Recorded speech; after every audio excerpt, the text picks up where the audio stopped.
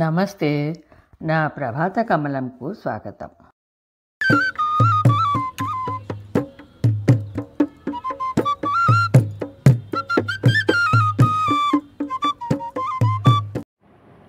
నమస్కారం. మాలాకుమార్ గారి నులివెచ్చని గ్రీష్మం 14వ భాగంలో అర్జున్, సుభద్ర, స్ఫూర్తి కుటుంబం మొత్తం వాళ్ళ కమ్యూనిటీలో ఉన్న పాట్లక్ పార్టీకి హాజరవుతారు. అక్కడ మ్యూజిక్ సిస్టమ్ పెట్టుకుని అందరూ డ్యాన్స్ చేసి బాగా సందడిగా గడుపుతారు. రాజకీయాల గురించి వేడివేడిగా చర్చలు జరుగుతాయి. అందరూ అలసటతో ఇళ్ళకి వెనుదిరుగుతారు. స్ఫూర్తి అర్జున్ని పనులన్నీ ఆపండి డాడీ, మళ్ళీ 10ంటికి మీటింగ్ అయ్యాక సీనియర్ సెంటర్కి తీసుకెళ్తానని చెప్తుంది. ఇక 15వ భాగానికి వెళ్లే ముందు 14వ భాగాన్ని కిందున్న డిస్క్రిప్షన్ బాక్స్లోంచి లింక్ ద్వారా వినేసేయండి. 15వ భాగాన్ని మొదలు పెడదామా?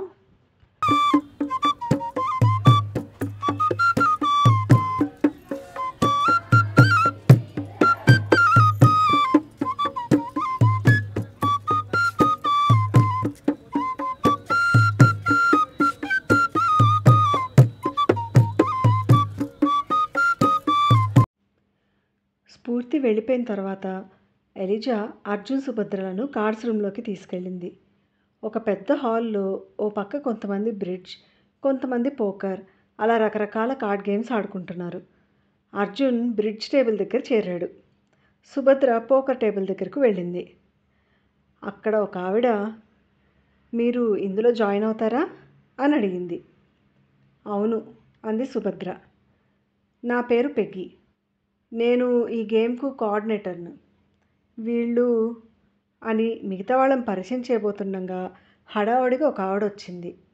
ఆమెను చూడంగానే, హాయ్ గిరి, ఏమైంది, చాలా రోజుల నుంచి రావట్లేదు అడిగింది ఎదురుగా కూర్చున్న ఆవిడ.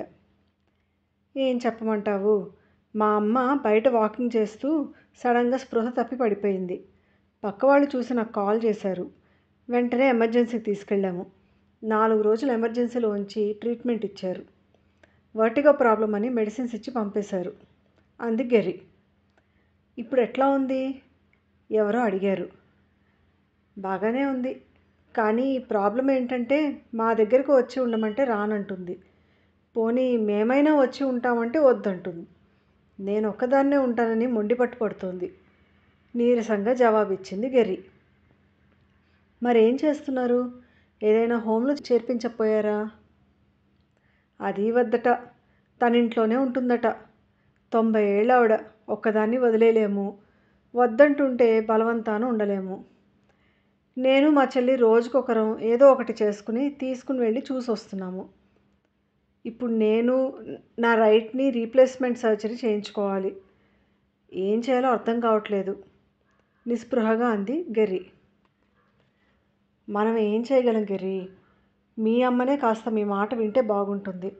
కానీ పెద్దవాళ్ళు వినరు, మనం ఏమీ చేయలేము. అందరూ మాటలాపి ఆటలో పడ్డారు.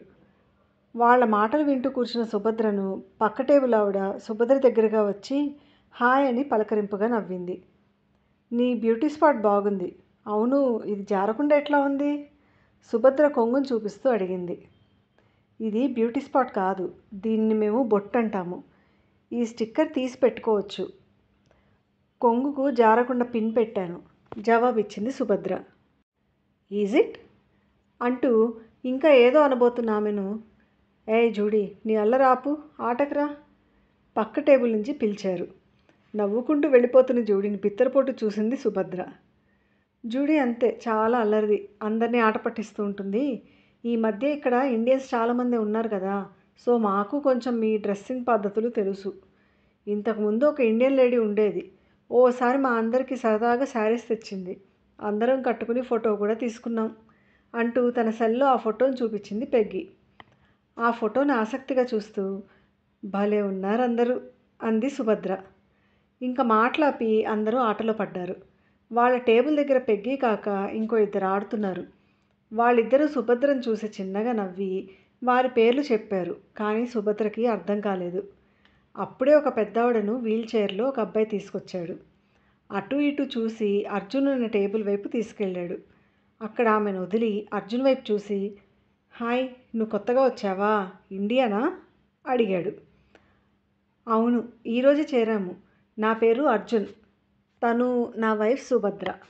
జవాబిచ్చాడు సుభద్ర వైపు చూపిస్తూ అర్జున్. నా పేరు రిచర్డ్. ఈవిడ మా అమ్మ. రోజు నేను తీసుకొచ్చి ఇక్కడ దింపుతాను.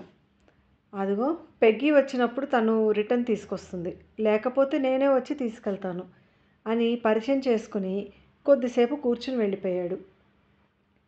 2 గంటల సమయంకు విజయ్ వచ్చాడు. సుభద్ర, అర్జున్ అందరికీ బాయ్ చెప్పి విజయ్తో ఇంటికి బయలుదేరారు. మీటింగ్ పూర్తి చేసుకుని అప్పుడే టేబుల్ మీద ప్లేట్స్ పెడుతోంది స్ఫూర్తి. ఇక్కడ ఎట్లా ఉంది వీళ్ళని పలకరింపుగా అడిగింది. వస్తున్నా ఉండు అని ఇద్దరూ వెళ్ళి ఫ్రెష్ అప్ అయి వచ్చారు. ఇవాళ మీ అమ్మను ర్యాగింగ్ చేశారు నవ్వుతూ అన్నాడు అర్జున్. చిన్నగా నవ్వి సెల్లో ఏదో మెసేజ్ వచ్చిందే అనుకుంటూ చూసుకుంది. పెగ్గి టెక్స్ట్ మెసేజ్ పెట్టింది అంది సుభద్ర. అబ్బో, నేను ర్యాగింగ్ చేయటము మెసేజ్ పెట్టడము భలే ఉన్నారే నవ్వింది స్ఫూర్తి. భోజనం ముగించి పెగ్గి మెసేజ్ తీసింది. అందులో, హాయ్ సుభా, ఈరోజు మిమ్మల్ని కలవటం చాలా సంతోషంగా ఉంది. ఈరోజు మీతో ఆడిన వాళ్ళు నేను కాక మిగతా ఇద్దరు గెరీ షరాఫ్ ఇంకా క్యాథరిన్ బోలెన్. నేను కెంటకీలో పెరిగాను. నేను కాలిఫోర్నియాలో 15 సంవత్సరాలు, టెక్సాస్లో 4 సంవత్సరాలు, జార్జియాలో 26 సంవత్సరాల నుంచి ఉన్నాను. నాకు 2 కొడుకులు ఉన్నారు. ఒకళ్ళు చార్ల్స్టన్ ఎస్సీలో, మరొకరు గెయిన్స్విల్ జిఏలో ఉంటారు. నేను 2015 వేసవిలో రిటైర్ అయ్యాను. సుమారు 10 నెలల తర్వాత 2016 స్ప్రింగ్లో నేను మొదటిసారి పోకర్ ఆడటం నేర్చుకున్నాను. నేను 2016 స్ప్రింగ్లో క్యాథరిన్ను కలిశాను. ఆమె భర్త 6 ఏళ్ల క్రితం చనిపోయాడు. ఆమెకి జార్జియాలో ఒక కుమార్తె, ర్యాలీలో ఒక కుమారుడు, పెన్సిల్వేనియాలో మరో కుమార్తె ఉన్నారు. ఇక్కడ తను ఒక్కతే ఉంటుంది. గెర్రీ విషయం విన్నావు కదా, తను భర్త ఉంటారు. తను వాళ్ళ అమ్మ, చెల్లి అందరూ ఒకటే కాలనీలో ఉంటారు.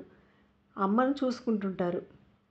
ఇక మీ భర్తతో ఆడిన వీల్చైర్లో వచ్చిన ఆమె పేరు లిలియన్. ఆమె బోస్టన్లో ఉంటుంది. ఇక్కడికి వచ్చిన తర్వాత మాతో ఆడటం మొదలుపెట్టింది. ఆమెకి 94 సంవత్సరాలు. 70 సంవత్సరాలుగా ఆమె ఆడుతోందట. మా ఇంటికి కొంచెం దూరంలో ఉంటారు. కొడుకు రిచర్డ్ తీసుకొస్తాడు. నేను ఇక్కడికి వచ్చినప్పుడు తిరిగి తీసుకెళ్తాను. ఇంతకుముందు చాలామంది ప్లేయర్స్ ఉండేవారు. కోవిడ్ తర్వాత తగ్గిపోయారు. మళ్ళీ ఇప్పుడిప్పుడే వస్తున్నారు. ఒకవేళ నువ్వు మాతో రెగ్యులర్గా ఆడేటట్లయితే నువ్వు రాలేని రోజు నాకు చెప్తే చాలు. ఇక్కడ నేనే ఆర్గనైజ్ చేస్తుంటాను. మేము ప్రతిరోజు రాము, మంగళ శుక్రవారాలు మట్టుకే వస్తాం. నీకు ఆసక్తి ఉంటే సెట్స్టన్లో ఇంకో సీనియర్ సెంటర్ ఉంది. అక్కడ జెన్నీ ఆర్గనైజ్ చేస్తుంది. అక్కడ తను ఒక టెక్స్ట్ గ్రూప్ చేసింది. ఎవరైనా రాకపోతే ఆ రోజు గ్రూప్లో చెప్తారు. నిన్ను ఆ గ్రూప్లో చేరుస్తాను. అక్కడ వాళ్ళు ఇక్కడ రోజుల్లో కాకుండా వేరే రోజుల్లో ఆడతారు. కాబట్టి నీకు క్లాష్ అవ్వదు. కొంతమంది 2 చోట్ల ఆడతారు. నీకు తెలియాలని ఇన్ఫర్మేషన్ చెప్పాను అని టెక్స్ట్ మెసేజ్లో ఉంది. ఏమండి, అక్కడ కూడా చేరదామా? వీళ్ళందరినీ కలుసుకోవటము, మాట్లాడటము కొత్తగా సరదాగా ఉంది ఉత్సాహంగా అంది సుభద్ర. అట్లాగే, వీక్ డేస్ పిల్లలు బిజీ కదా, మనం వెళ్ళి రావచ్చు. స్ఫూర్తి క్యాబ్ గురించి కూడా తెలుసుకుందాం. అది ఉంటే మీతో పని ఉండదు అన్నాడు అర్జున్. అలాగే డాడీ, పొద్దున రిసెప్షనిస్ట్ ఇచ్చిన పాంప్లెట్ తీసుకొచ్చాను కదా, సాయంకాలం చూద్దాం జవాబిచ్చింది. స్ఫూర్తి, నెక్స్ట్ వీకెండ్కు మౌంట్ రష్మోర్ వెళ్దాం అనుకుంటున్నాం కదా, ఫ్లైట్ టికెట్స్ బుక్ చేసావా అడిగాడు విజయ్. లేదు, ఆఫీస్లో సెలవు, పిల్లలకు పర్మిషన్ తీసుకుని బై రోడ్ వెళ్దాం అన్నావు కదా అని చేయలేదు. అక్కడ కాటేజ్ బుక్ చేశాను అంది సెల్లో ఏదో చూసుకుంటూ. నేనేదో సరదాగా అన్నాను. అంత మాత్రాన కారులో 4 రోజులు పోను, 4 రోజులు రాను ఎట్లా వెళ్తాము?